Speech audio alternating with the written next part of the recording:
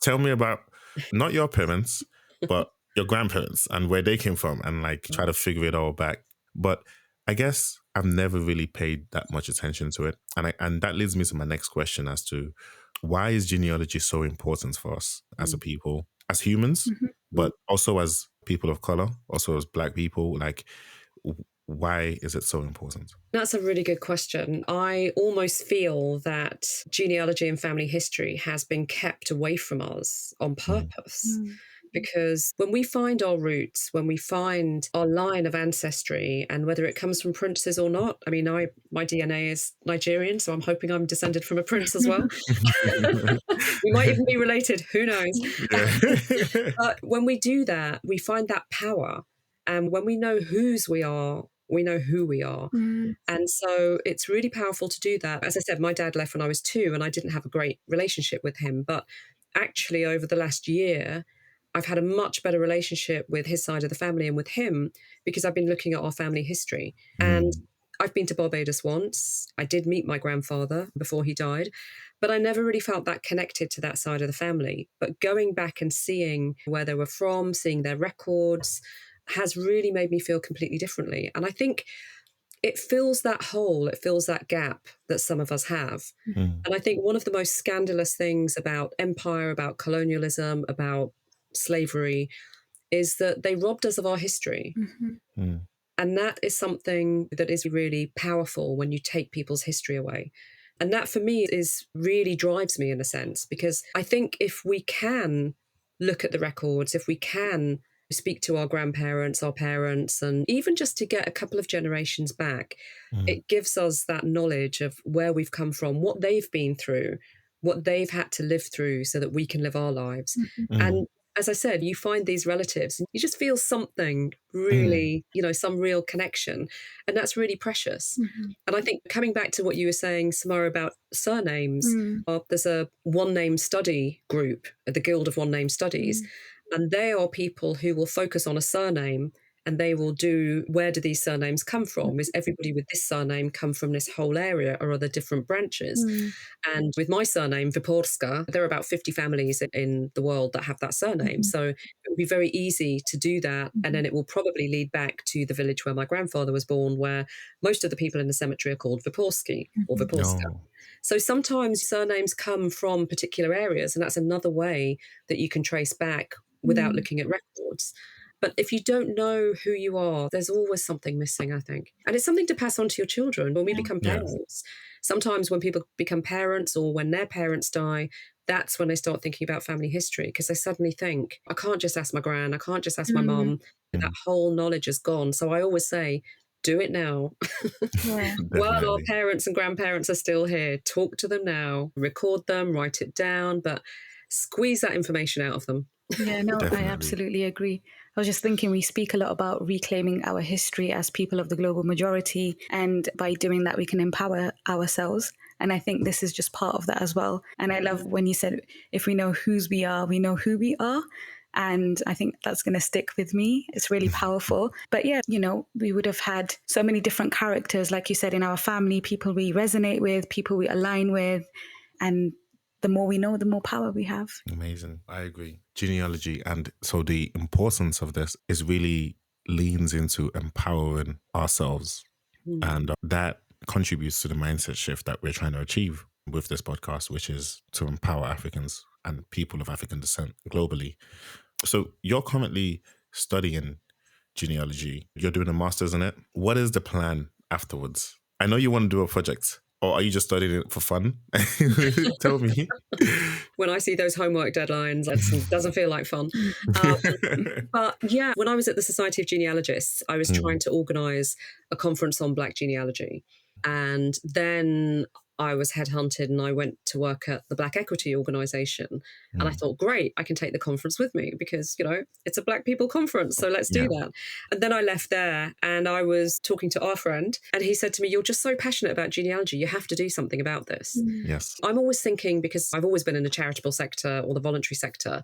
So I'm thinking we'll do a conference, but we need funding. We need this and that. And Viv just said, Just start building it and people will come. Don't have the big master plan. And so I would absolutely love to run an organization that empowers people through genealogy, that trains them how to do it, that brings people together. Because I sort of thought, is this just me? Is it just, I'm obsessed with this and nobody else is? But I can guarantee you every Black and brown person I spoke to said, oh my God, we'd love to do this. Yeah. And there are brilliant people like Selena Carty at Black Poppy. There are people who are doing this.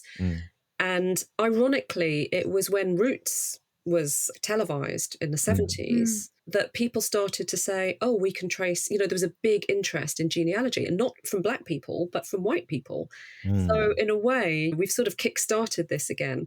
And I think, as I said, it's the mental health aspect of it as well, because I think that a lot of young people, if they were looking at this, not just sitting in a library, but talking about this, seeing where their family's from, interviewing their elders or talking to people who are older in the community, I think they just feel a bit of that connection and it would empower them as well. Definitely. I hope that. There's lots to do. No, I agree 100%. I feel like, especially when we talk about young people, there's so many young people right now in the diaspora that aren't as connected to their heritage, the motherland, their home as they should be. And I feel like doing something like this, they could benefit incredibly from it. And it's a great way to ground. And like you said, the whole mental health aspect, having a strong sense of identity, I think is powerful. And I think this can help it. And I agree with Viv with regards to let's do it.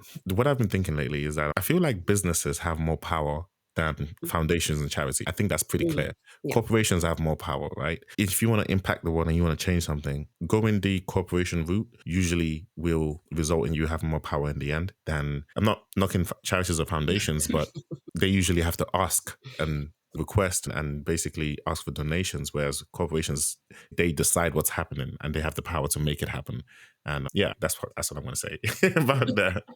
And I'm definitely 100% happy to jump on board and help you in any way I can with that, because I think this is powerful. I would like to know. I don't know how you're going to help people like myself who I don't think we have records. So because it's all been like an oral thing, so I don't know how that's going to happen, but maybe I can quickly get this information from my mom and write it down and then call my dad. That's always the first step. Write down your parents, their brothers and sisters, because sometimes you might find information when you go through a sister or a brother rather than just trying to go through your parents. So there's lots of different ways to do this. But I think also, if we've got the will to do this and we come together, then we can find what are the roots in Nigeria. Where would you go to find this information out? What other records and ways of looking at this are out there? Because it isn't just about written records. I mean, that's the area that I know because that's what I do. But, these oral traditions, I mean, as my friend said he should be able to recite the 15 generations, but he can't. So he asks his cousin. But then he said quite often people meet and they recite their generations and then they find a common ancestor. And they know that maybe 10 generations back, they had the same grandfather or grandmother, and then they know that they're related in that much wider sense. But it's really being creative about thinking, where do you find people? Why are people visible either in a written record or in an oral record, or thinking about why records were made? That gets you to people, because you're searching for people, not just names. And that's going to be different in all sorts of places. Do you think anything needs to change with the way we are currently doing it in Africa or Barbados or any other places that aren't the West? Do you think anything needs to change with the way we are recording this information? I think there's a big issue about preservation of records, because I know, for example, recently there was a fire in the Barbados archives. I know that obviously, I'm talking about the Caribbean, but I think some of these things might be the same in some African countries where the records are there. The weather, you have a hurricane, you have a storm, or quite simply, there's not money there to actually keep things in the conditions they need to be in. So actually, we are generally quite grateful, in a sense, to the Mormons for having made microfilms and microfiches of things, because there are records, that they've done that maybe 20, 30, 40 years ago, and the records are now destroyed. So we don't have the original records. What Western countries can do as well is share their expertise in these areas, because, to put it bluntly, it's the least they can do, quite frankly, so that we can preserve our history. And there are different projects where people will transcribe some of the records and put them online so that we've got more access to it. If you look at the slave registers, unfortunately, but those are also on Family Search.